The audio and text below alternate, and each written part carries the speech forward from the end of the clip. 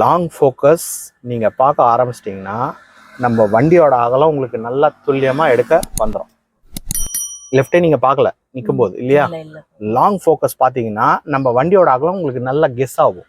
இப்போ ஒரு எக்ஸாம்பிள், இந்த கோடு இந்த ரோடோட எண்டு இவ்வளோதான் நம்ம வண்டியோட அகலம். புரியுதுங்களா? இங்க பாருங்க, இந்த நீங்க ஸ்டேரிங்க்கு நேராக அந்த கோடு இருக்கா, அப்போ கரெக்டாக அந்த வீல்ல இருக்குன்னு அர்த்தம். கொஞ்சம் முன்ன பின்ன வரும், இந்த மிரர்லாம் கொஞ்சம் வெளியே எக்ஸ்ட்ராவா போகும். ஆனால் எக்ஸாக்டா சொல்றேன், இந்த வீலோட அளவு பார்த்தீங்கன்னா இவ்வளோதான். ஓகேங்களா?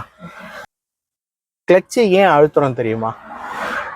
உங்களுக்கான ஒரு ஐடியா ஏதாவது இருக்கா? டூ வீலர் ஓட்டியிருக்கீங்க இல்லையா? கிளச்சு ஏன் அழுத்துறோம்? அதை ஏன் யூஸ் பண்ணி நம்ம வண்டி ஓட்டுறோம்? ஏன் அதை யூஸ் பண்ணாமலே ஓட்டலாமே? எப்பயாவது அந்த கேள்வி. பேலன்ஸ்ன்றது நம்ம ஸ்டேரிங்ல எடுத்துக்கலாம். ஓகே, பேலன்ஸ் மெயினாக வந்து உங்களுக்கு ஸ்டேரிங்ல தான். மற்றபடி கிளச்லேயோ இல்லை பிரேக்லேயோ ஆக்சிலேட்டர்லையோ இதெல்லாம் பேலன்ஸ் எதிர்பார்க்க முடியாது. பேலன்ஸ் மீன் எப்படி நீங்கள் சொல்கிறீங்க? புரியல எனக்கு. பேலன்ஸ்னா என்ன பேலன்ஸ்? வண்டியோட பேலன்ஸ் கேட்குது. வண்டியோட பேலன்ஸ் உங்களுக்கு ஸ்டேரிங்ல தான் இருக்கு. இப்போ இந்த பக்கம் சாயுது வண்டி அப்படின்னா நீங்க எப்படி அதை அட்ஜஸ்ட் பண்ணுவீங்க? கிளச்சில் அட்ஜஸ்ட் பண்ணுவீங்களா? ஸ்டேரிங்ல தான் பண்ணுவீங்க. அப்போ ஸ்டேரிங்ல தான் பேலன்ஸ் பண்ண முடியும். கிளச்சுக்கு என்ன வேலை அப்படின்னு பார்த்தீங்கன்னா, நம்ம வண்டி ஓட்டும் போது கீரை மாத்துறதுக்கு கிளச் அழுத்துவோம். ஓகேங்களா? அதே மாதிரி வண்டி யாராவது குறுக்க வந்துட்டாங்க, பிரேக் சடனா யூஸ் பண்ணோம் அப்படின்னா கிளச் அழுத்தணும். ஓகேங்களா? அதே மாதிரி வேக தடை வருதுன்னா கிளச் அழுத்துறோம். இந்த கிளச்சு ஏன் அழுத்துறோம்னு தான் நான் கேட்கறேன். இது ஏன் அழுத்தணும்? பிரேக்கை டைரக்டா அழைச்சிட்டு போயிடலாமே. புரியுதுங்களா நான் சொல்றது? கிளச்சை அழுத்தி தான் பிரேக் அழுத்தணுமா?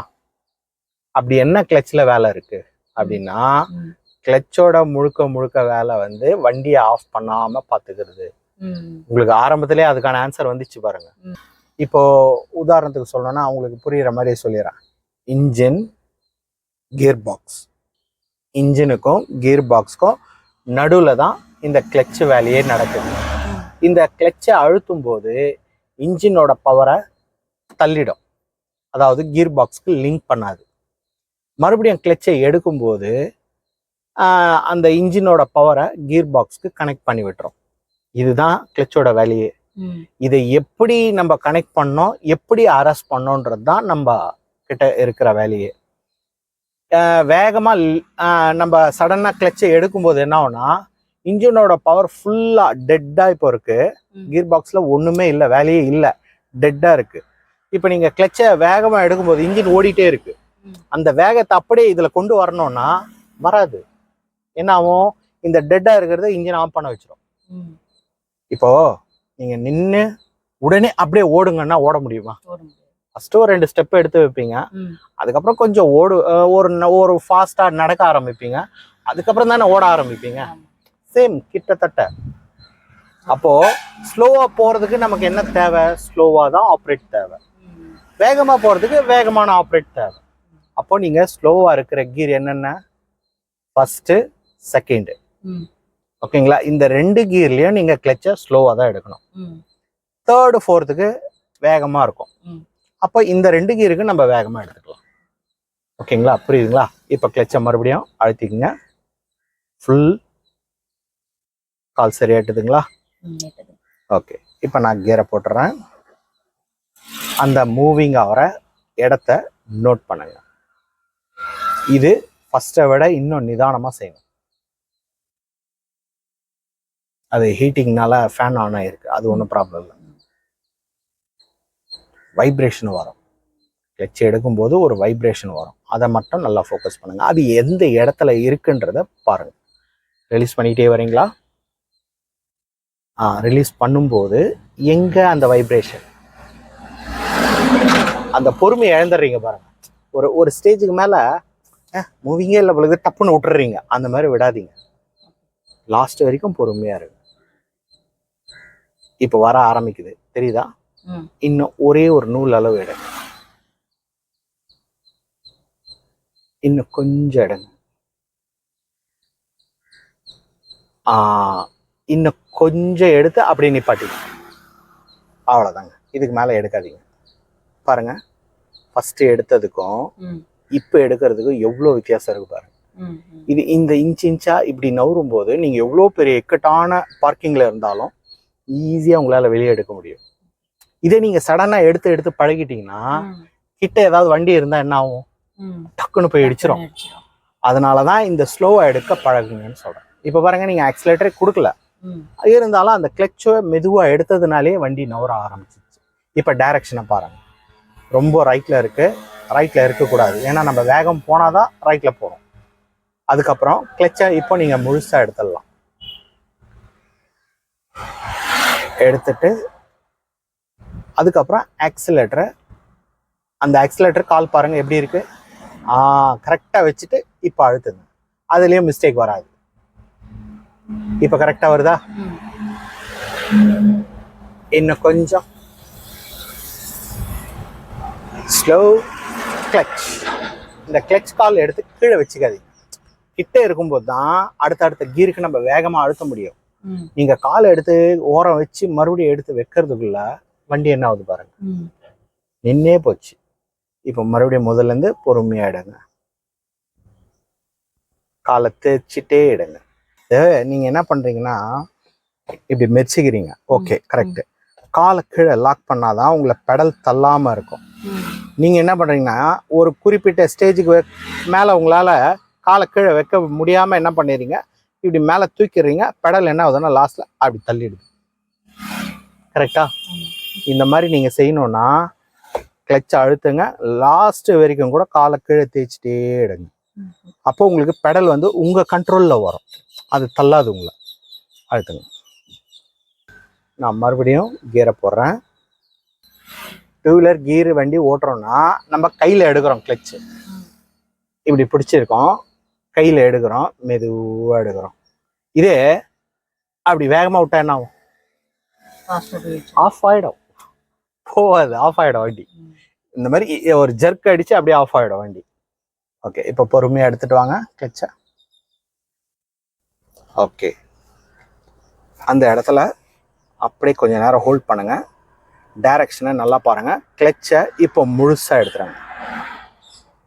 எடுத்துட்டு கால் அங்கேருந்து ஃபுல்லாக எடுக்காதீங்க. வண்டியோட டைரக்ஷன் பாருங்கள்.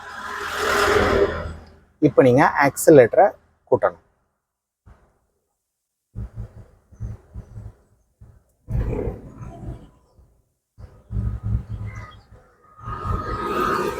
ஓகே, ரெடியாக இருங்க. ஸ்லோ பண்ணி வேகமாக கிளச்சை அழுத்துங்க. ஓகே, இப்போ கிளச்சை எடுங்க.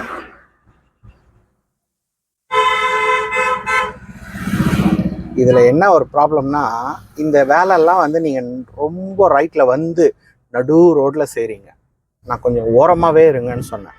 ஏன்னா நீங்கள் ரொம்ப ரைட்டில் வந்துட்டீங்கன்னா பின்னாடி இந்த வேகமாக வராங்கல்ல, அவங்களால உங்களுக்கு டிஸ்டர்ப் ஆகிட்டே இருக்கும். எல்லாம் பாருங்கள், எந்த வண்டி வந்தாலும் ஹார்ன் அடிச்சுட்டே போகிறான். அப்போ காரணம் என்னென்னா அவங்கள நம்ம டிஸ்டர்ப் பண்ணுறோம். இப்போ ஆக்சிலேட்டரை போட்டுங்க.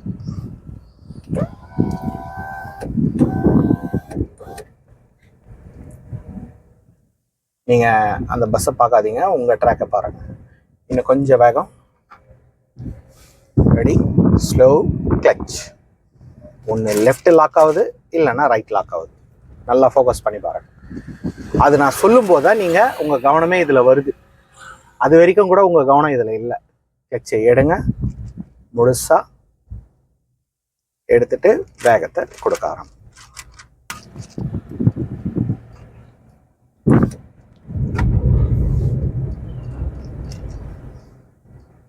இன்னும் கொஞ்சம் வேகம். Okay, slow clutch. ஃபாஸ்டாக கிளச்சை எடுங்க. இப்போ ஸ்பீடை கொடுங்க. குயிக். இப்போ ஒரே ஸ்பீடாக.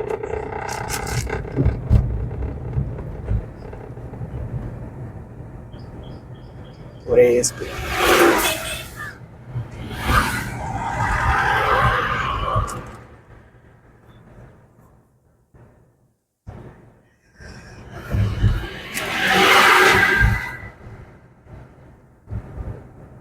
ஓகே, இப்போ அந்த அழுத்தம் இருக்கு இல்லையா, அதை கொஞ்சம் குறைச்சி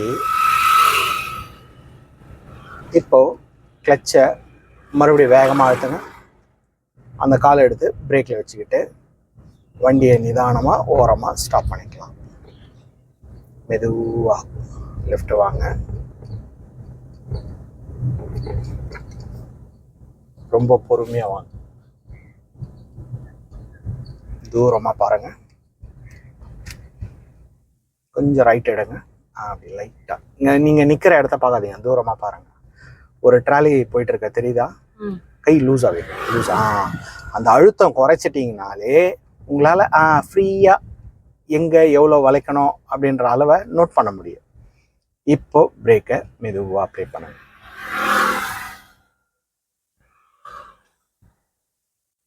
நின்ன பிறகு முதல்ல நியூட்ரல் பண்ணிக்கணும், அதுக்கப்புறம் கிளச் எடுக்கணும், ஃபைனலாக பிரேக் எடுக்கணும். ஓகே, இன்னைக்கு இந்த கிளாஸ் போதும். இதோட இதை வீடியோ முடிச்சுக்கலாம். தேங்க்ஸ் ஃபார் வாட்சிங். பாய்.